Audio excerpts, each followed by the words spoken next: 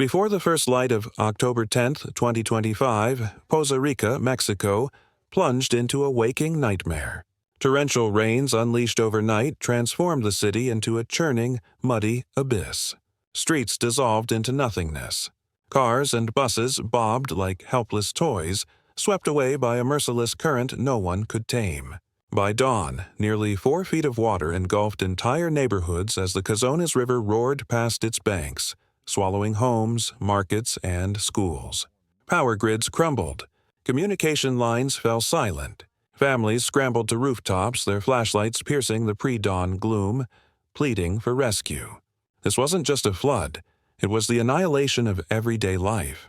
In under 6 hours, one of Mexico's industrial powerhouses lay muted, submerged beneath a relentless tide. As the world watched in horror, Poza Rica's catastrophe became a chilling warning. In a warming world, no coastline, no community is ever truly safe. At 6 a.m., the silence of dawn shattered.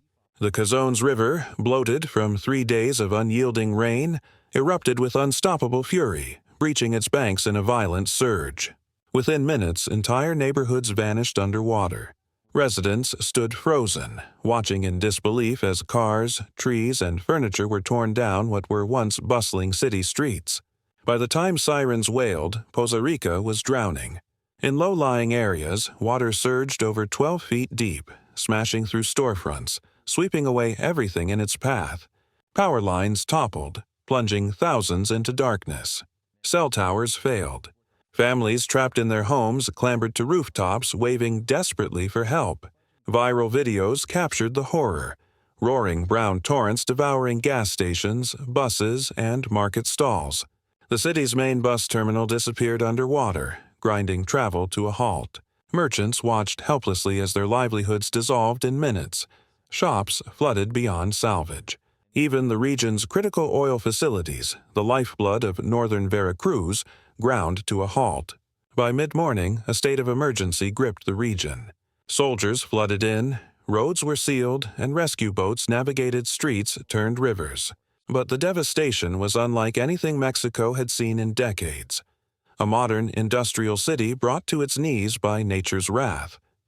By mid-morning, chaos reigned supreme in Poza Rica. The city's familiar grid of streets vanished beneath a churning ocean of mud and debris. Emergency lines buzzed with desperate calls, overwhelming operators as rescue teams battled treacherous currents. Rooftop footage revealed families clinging to debris, waving flashlights and white towels, their faces etched with fear. In some areas, water rose an inch every 5 minutes, swallowing homes before anyone could flee. Mexican Army and Navy boats sliced through submerged streets, plucking children, the elderly, and even pets from the flood's grip. In one desperate moment, soldiers used a refrigerator as a makeshift raft to reach stranded residents. Schools and churches morphed into overcrowded shelters, housing hundreds who had lost everything. Volunteers distributed bottled water, blankets, and canned food as rain pounded relentlessly outside. The roar of helicopters overhead mingled with the cries of those searching for missing loved ones. By evening, over 1,000 had been evacuated, but thousands more remained trapped.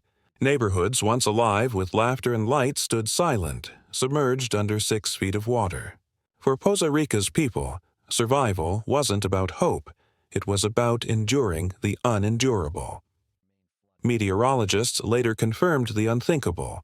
This was no ordinary storm. A ferocious low-pressure system from the Gulf of Mexico collided with a monsoon trough drifting in from the Pacific, creating a catastrophic moisture conveyor belt. Warm, humid air surged inland, condensing into towering thunderclouds that parked over northern Veracruz. In 3 relentless days, Poza Rica was battered with over 8 inches of rain, twice the city's monthly average. The Cazones River, swollen with runoff from Puebla's highlands, could no longer contain the deluge. By 6 a.m., levees and flood barriers buckled, unleashing millions of gallons into the city below. Experts called it a perfect storm, once a rare event, now an annual menace. They pointed to Gulf sea surface temperatures, 3 degrees Celsius above normal, as the catalyst. Warmer oceans, they warned, are jet fuel for tropical deluges. In a heating world, storms like this are no longer anomalies. They're the new normal. As the disaster's scale crystallized, Mexico's military and emergency services launched a full-throttle response. By midday, the Mexican Army activated Plan DN-3E, the nation's highest disaster protocol, while the Navy unleashed Plan Marina, deploying amphibious units and rescue boats into the flooded chaos. Over 200 soldiers, firefighters, and paramedics swarmed Poza Rica and nearby towns.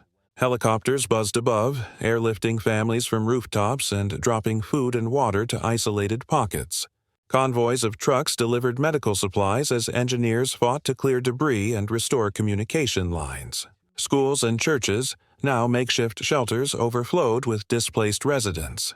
Volunteers, soldiers, and Red Cross workers handed out blankets, food, and medicine, while rescue teams navigated submerged streets in inflatable rafts, kayaks, and even plastic barrels lashed together.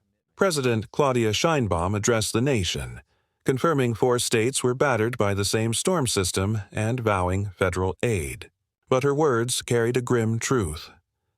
The climate crisis is no longer a distant threat. It's here, and it's personal.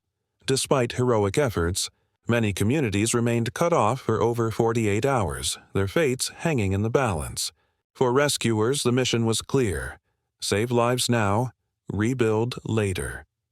When the rain finally ceased, Poza Rica was a ghost of itself. Entire neighborhoods lay entombed in mud and debris. Abandoned cars, caked in silt, littered streets. Storefronts, once vibrant, stood hollow, their windows shattered by the flood's fury. Thousands of homes were uninhabitable. Power grids lay dormant for days, leaving food to spoil, water pumps to fail, and hospitals to limp on backup generators. For a city built on energy production, the irony was excruciating. Poza Rica had gone dark. The economic toll was staggering, with losses estimated in the tens of millions, driven by crippled factories, oil facilities, and small businesses. Merchants lost entire inventories as floodwaters surged past 4 feet inside shops and warehouses. For many, it wasn't just income lost, it was their future. The environmental toll was equally dire. Floodwaters carried oil, chemicals, and waste through streets, poisoning rivers and farmland. Stagnant pools bred mosquito-borne diseases like dengue and chikungunya, prompting health workers to scramble to prevent outbreaks. As cleanup crews moved in, the grim reality settled. The water was gone. But the crisis was just beginning. As Poza Rica embarked on its grueling recovery, a stark truth emerged. This was more than a local tragedy. It was a global warning. Urban planners pointed to outdated drainage systems and unchecked urban sprawl, noting the city was never built to withstand 8 inches of rain in under 12 hours. Scientists link the flood to a warmer atmosphere and hotter oceans, supercharging tropical rainfall. But beyond the data, the human toll cut deepest. Families displaced in an instant. Children wading barefoot through knee-deep water, searching for lost pets. Elderly residents, veterans of past storms, left homeless once more. For Americans watching from afar, the scenes echoed disasters in Houston, New Orleans, and Miami. Cities locked in the same struggle against nature's fury. Poza Rica's tragedy is a stark reminder. Climate change knows no borders, no economies. It demands we rethink how we build, where we live, and how we prepare.